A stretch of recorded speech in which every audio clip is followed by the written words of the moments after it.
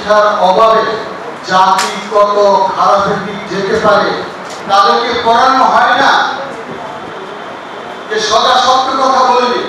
রাষ্ট্রীয় ব্যবস্থায় সরকার দায়িত্ব নিচ্ছে প্রত্যেক ধর্মের মানুষ যেন তার জায়গা থেকে নৈতিক শিক্ষা এবং ধর্মীয় শিক্ষা দুটোই পায়। সব জায়গায় শিক্ষার্থীর সংখ্যা 0 বা 5 দিয়েই শেষ হয়েছে, তার মানে এর কম বেশি হয় না। আজকে যদি আপনি দেখেন এখানে এতজন আমরা মানুষ আছি, এইখানে আমি একটা আমার সামনে যে পেপার দেওয়া ছিল তাতে দেখলাম যে 5টা গ্রুপ করা আছে, প্রত্যেকটা গ্রুপে 30 জন করে লোকজন।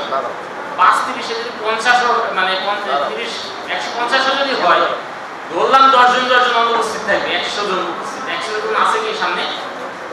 বাইরে যাদের আছে তারা কি আছে? এই কমিটি, মন্দির ভিত্তিক কমিটি যারা আছে, কমিটির 5 জন করে আসলেও তো পুরো অডিটোরিয়ামটা ভরা উচিত ছিল। একটা প্রকল্প চলতেছে এখানে, জাতীয় মানে জেলা পর্যায়ে কর্মশালা চলতেছে, ম্যাক্সিমাম চেয়ার ফাঁকা। এটা হওয়া উচিত না। যারা ছিলেন বা দায়িত্বপ্রাপ্ত আছেন তারা কি মনে হয় আরেকটু দেখলে ভালো হয়। এখন বলি যে ওই যে আমার আগের বক্তা বলে গেলেন যে পার্শ্ববর্তী দেশ এবং আমাদের দেশ, এটা অত্যন্ত বাস্তব কথা। পার্শ্ববর্তী দেশ হয়তো তাদের জায়গা থেকে কাজ করে, তাদের সাথে কম্পেয়ার করতে আমাদের হবে না, কিন্তু আমাদের জায়গা থেকে চিন্তা করেন রাষ্ট্রীয় ব্যবস্থায় সরকার দায়িত্ব নিচ্ছে প্রত্যেক ধর্মের মানুষ যেন তার জায়গা থেকে নৈতিক শিক্ষা এবং ধর্মীয় শিক্ষা দুটোই পায়। প্রত্যেকটা ধর্মের ক্ষেত্রে, ইসলাম ধর্মের ক্ষেত্রে যেমন করতেছে, আপনার হিন্দুর ক্ষেত্রেও তাই করতেছে, বৌদ্ধের ক্ষেত্রেও তাই করতেছে।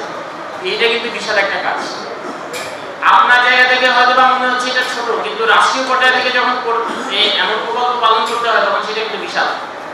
এবং এমন প্রকল্প চালানোর ক্ষেত্রেও তাকে অনেক চিন্তা ভাবনা করতে হয়। এই ব্যাপারটা চিন্তা করে আমরা যেন প্রকল্পটা সফল যেন হয় সেই ব্যবস্থাটা করতে পারি। যার যার জায়গায় থেকে আমরা ধর্ম পালন করব, কিন্তু কেন এই অবস্থার পরিস্থিতি সৃষ্টি হয়েছিল? একটি কারণে, যারা এদেশে স্বাধীনতা চায় নাই, যারা বঙ্গবন্ধুর নেতৃত্বে স্বাধীন হোক সেটা চায়নি, কিন্তু কালক্রমে দেশের বীর মুক্তিযোদ্ধাদের রণাঙ্গনে যুদ্ধ করার পরে দেশ স্বাধীন হয়ে গিয়েছিল।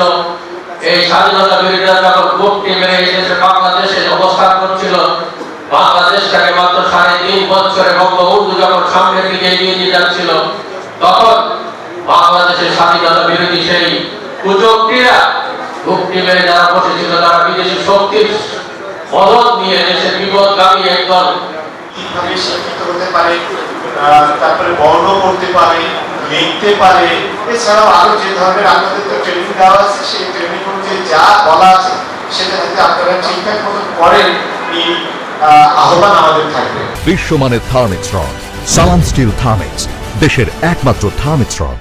নৈতিক শিক্ষার অভাবে জাতি কত খারাপের দিক যেতে পারে আমরা বাঙালি জাতি হিসেবে সেটা উপলব্ধি করেছি। নৈতিক শিক্ষার অভাবে মাদক, ইফতিজিং, অন্যকে অশ্রদ্ধা করা এবং বলতে গেলে সন্ত্রাসী কারণে যাওয়া, তাদেরকে পড়ানো হয় না যে সদা সত্য কথা বলবে, গুরুজনকে শ্রদ্ধা করবে, বড়দেরকে শ্রদ্ধা করবে। আজকে কি কোন স্কুলে বাচ্চাদেরকে এভাবে পড়ানো হয় বলেন? হয় না। নৈতিক শিক্ষা বলতে যে জিনিস বোঝায় সেই জিনিস বাংলাদেশে এখন আর নাই। সম্মানিত অতিথিবৃন্দ, আপনারা সবাই জানেন যে মন্দির ভিত্তিক শিশু গণশিক্ষা কার্যক্রমটি প্রায় 20 বছরের অধিক সময় ধরে চলে থাকলেও বর্তমান সবচেয়ে সুন্দর মতো এই কার্যক্রম পরিচালনা করছে।